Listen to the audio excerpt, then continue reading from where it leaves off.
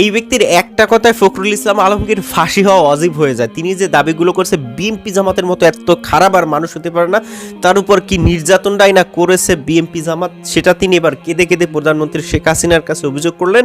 প্রধানমন্ত্রী শেখ হাসিনাও সে অভিযোগ শুনে ভারাক্রান্ত হৃদয়ে চোখ থেকে অশ্রু পড়তেছে, এরকম একটা পরিস্থিতি হয়ে গিয়েছিল। প্রধানমন্ত্রী শেখ হাসিনা নিজেও কষ্ট পেয়েছেন। তবে এই ভিডিও দেখে আমার চোখে পানি এসেছিল।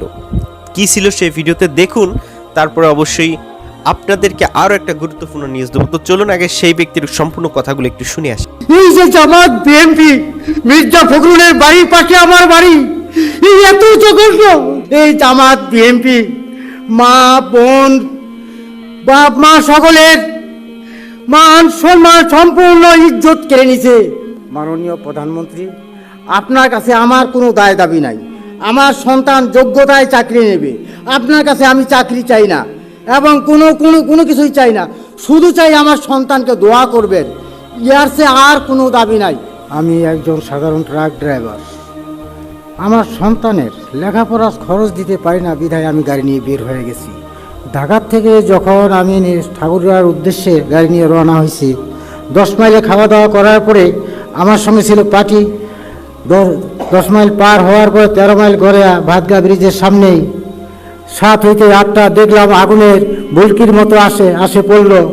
তখনই আমার পুরা গাড়িতে আগুন লেগে যায়। আমার ধারণা ছিল এইটাই, আমি যদি গাড়ি কন্ট্রোল না করি আমার পার্টি মারা যাবে, হেল্পার মারা যাবে, আমি নিজে মারা যাব। আল্লাহর কি অশেষ রহমত, গাড়ি কন্ট্রোল হয়ে গেছে।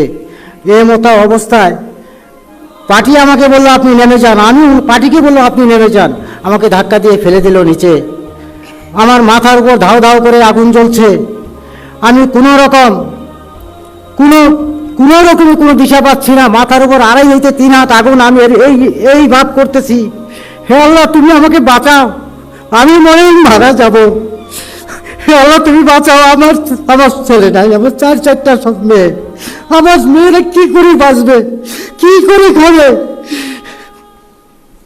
এই যে জামাত বিএনপি, মির্জা ফখরুলের বাড়ির পাশে আমার বাড়ি, এই এত জঘন্য। উনারই ড্রাইভার আমাকে বলছিল, রফিক ভাই আপনি যাবেন না, ফিরে আসতে পারবেন না। ভাতগা ব্রিজের সামনে আমাকে ধাও ধাও করে মেরে দিল আপনার পেট্রোল বোমা আগুন দিয়ে। এর বিচার আমি কঠিন থেকে কঠিন বিচার চাই আপনাদের মাননীয় প্রধানমন্ত্রীর কাছে, কঠিন থেকে কঠিন বিচার চাই। এই জামাত বিএনপি মা বোন বাপ মা সকলের মান সম্মান সম্পূর্ণ ইজ্জত কেড়ে নিছে। একমাত্র যারা যুদ্ধ দেখছে তারাই বলতে পারবে পাকিস্তানি হানাদাররা কেমন। তাদেরই একটা অংশ জামাত। এই জামাতের অত্যাচারে আমার বাড়ির পাশে ঠাকুরগাঁ ছোট খোঁচা বাড়ি, যুদ্ধের সময় ছিল ওনার নাম বসু। আমাকে নিয়ে গেল তখন 12 হইতে 13 বছর বয়স। কিন্তু ঠাকুরগাঁয় টাঙ্গন ব্রিজের নিচে লাইন করলো 3টা। প্রথম লাইনে যখন গুলি করে আমি অজ্ঞান হয়ে পড়ে যাই। আল্লাহ আমাকে আজও পর্যন্ত বাঁচায় রাখছে। এবং জামাত তো এই ভ্যান চালকের কথা শুনে সত্যি আমি নিজে আবেগ আপ্লুত। যদি তার কথা সম্পূর্ণ আকারে সত্যতা রূপ নেয় বা সত্য হয়, তাহলে আসলেই কিন্তু ঘৃণার যোগ্য অপরাধ করেছে, এটা কিন্তু ঠিক না। তো তার কথা শুনে একটু মনে হল তিনি সো স্মার্ট এবং তিনি আসলে ভ্যান চালক, তিনি দাবি করলেন। তো কথাগুলো আমার কাছে ভালো লাগছে। তিনি আসলে যেটা বলছেন সেটার সত্যতা বা সেটার মিথ্যা আপনার